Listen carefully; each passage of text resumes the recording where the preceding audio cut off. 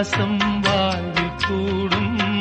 என்றே நான் நினைத்த உண்மை நேரிலே பொன்மேனி சேரத் துடிக்குது ஓர் மனம் கல்யாண காலம் வந்ததும் திருமணம் எப்போது அந்த ஸ்வர்க்க